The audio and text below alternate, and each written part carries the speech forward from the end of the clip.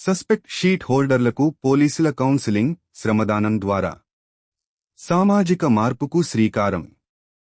విశాఖపట్నం నగర police commissioner, DCP crimes madam మరియు ACP crimes వారి ఆదేశాల మేరకు south crime branch inspector GD బాబు మరియు law and order inspector Vasan Naidu పర్యవేక్షణలో ఈరోజు దువ్వాడ, స్టీల్ ప్లాంట్ మరియు గాజువాక క్రైమ్ పోలీస్ స్టేషన్ పరిధిలోని సస్పెక్ట్ షీట్ హోల్డర్లకు కౌన్సిలింగ్ కార్యక్రమం నిర్వహించడం జరిగింది.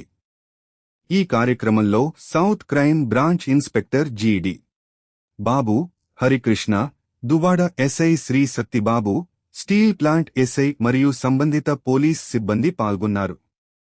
ఈ సందర్భంగా సస్పెక్ట్ షీట్ హోల్డర్లకు కౌన్సిలింగ్ నిర్వహిస్తూ గతంలో తెలిసో తెలియకో చేసిన నేరాల కారణంగా తమపై సస్పెక్ట్ షీట్లు తెరవబడిన విషయాన్ని గుర్తుచేస్తూ ఇకపై ఎటువంటి నేర కార్యకలాపాలకు పాల్పడకుండా సమాజంలో మంచి పౌరులుగా గౌరవప్రదంగా జీవించాలని సూచించారు. అలాగే భవిష్యత్తులో ఎటువంటి నేరాలకు పాల్పడినా చట్టప్రకారం వారిపై కఠినమైన చట్టపరమైన చర్యలు తీసుకోబడతాయని పోలీసులు స్పష్టంగా హెచ్చరించారు. నేరాలకు దూరంగా ఉంటూ కుటుంబ సభ్యులకు, సమాజానికి ఆదర్శంగా నిలవాలని సూచించారు. మేము సైతం కార్యక్రమంలో భాగంగా శ్రమదానం.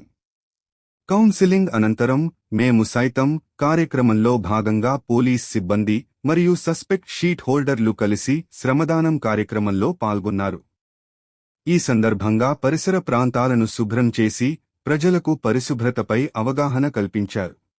సస్పెక్ట్ షీట్ హోల్డర్లు స్వచ్ఛందంగా శ్రమదానం కార్యక్రమంలో పాల్గొనడం వారి ప్రవర్తనలో సానుకూల మార్పుకు సంకేతంగా పోలీసులు పేర్కొన్నారు.